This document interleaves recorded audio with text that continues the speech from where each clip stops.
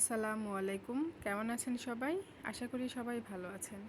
আজকে আমি আপনাদেরকে তৈরি করে দেখাবো মুড়ি দিয়ে খুব সহজেই গোলাপ জামুন মিষ্টি তৈরির রেসিপি। আশা করি আপনাদের এই রেসিপিটি ভালো লাগবে। চলুন কথা না বাড়িয়ে মিষ্টি বানানো শুরু করা যাক। আমি মিষ্টি বানানোর জন্য প্রথমে নিয়ে নিব 4 কাপ পরিমাণ মুড়ি। আর মুড়িটা আমি 4 কাপে মেপে ঠিক 4 কাপ পরিমাণ নিয়েছি। আর মুড়িগুলো আমি এখন ব্লেন্ডারে গুঁড়ো করে নিব, একদম মিহি করে নিব। মুড়িগুলো আমি গুঁড়ো করে নিয়েছি, একদম মিহি করে নিয়েছি। এই যে দেখতে কিন্তু পাচ্ছেন কোনো দানা নেই, একদম মিহি করে নিয়েছি। আর মিষ্টি বানানোর জন্য কিন্তু একদম মিহি করে নিতে হবে মুড়িগুলো। আমি একটি কড়াই আগে থেকে জাল করে রাখা 2 কাপ পরিমাণ গরুর দুধ দিয়ে দিব। 4 কাপে মেপে আমি 2 কাপ পরিমাণ দিয়েছি। আর এই দুধগুলো কিন্তু আমি ভালোভাবে জাল করে নিব আবারও। তো আমি এখানে স্বাদ মতো চিনি আর কিছুটা লবণ দিয়ে দিয়েছি। আর চিনিটা দিয়েছিলাম আমি 2 টেবিল চামচ পরিমাণ। তো দুধগুলো আমি ভালোভাবে জাল করে নিয়ে তারপর মুড়ির গুঁড়োগুলো দিয়ে দিব। তো দুধের কালারটা কিন্তু এখন আপনারা দেখেই বুঝতে পারবেন কতটা ঘন হয়েছে। দুধটা কিন্তু ঘন হয়ে এসেছে। এখন আমি মুড়ির গুঁড়োগুলো দিয়ে ভালোভাবে নাড়াচাড়া করে নিব, একটা সুন্দর ডো তৈরি করব। আমি মুড়ির ডোটা একটা বাটিতে নিয়ে নিয়েছি। এখন বাটিটা এক সাইডে রেখে একটি কড়াই বসিয়ে দিলাম। আর এখানে আমি 4 কাপ পরিমাণ পানি নিয়ে নিব। আর এখানে দিয়ে দিলাম প্রায় 2 কাপ পরিমাণ চিনি। তো আমি এখন চিনির শিরাটা তৈরি করার জন্য পানি আর চিনিটা ভালোভাবে জাল করে নিব।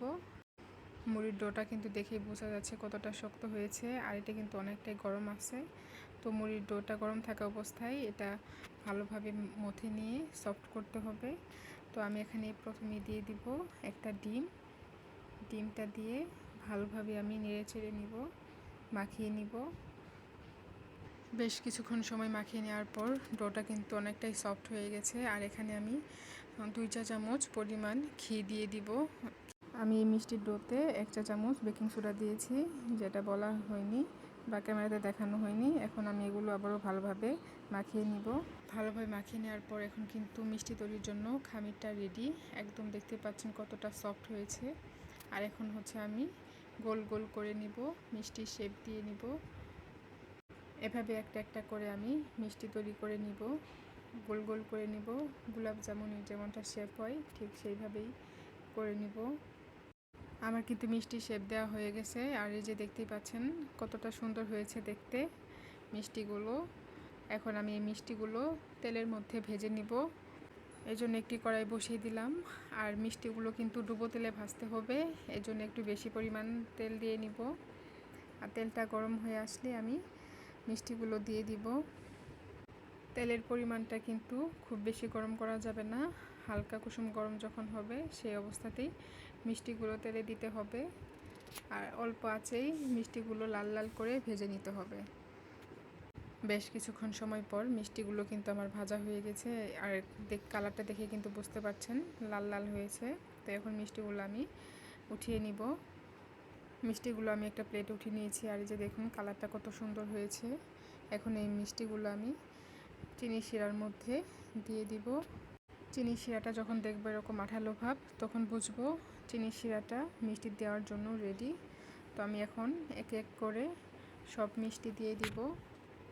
মিষ্টিগুলো আমি 5 থেকে 10 মিনিটের মতো শিরার মধ্যে ভালোভাবে জাল করে নিব। এখন ঢাকনা দিয়ে ঢেকে দিব 5 থেকে 10 মিনিটের জন্য। ফিরে আসলাম 5 থেকে 10 মিনিট পর। এই যে দেখতে পাচ্ছেন মিষ্টিগুলো দেখতে কত সুন্দর হয়েছে। আর মিষ্টিগুলো আমি আবারও 2 ঘন্টার জন্য শিরাতে ভিজিয়ে রাখবো। ঠিক 2 ঘন্টা পর মিষ্টিগুলো দেখতে পাচ্ছেন কত সুন্দর হয়েছে। শিরাতে কিন্তু বেশ ভালোভাবেই ভিজে গিয়েছে।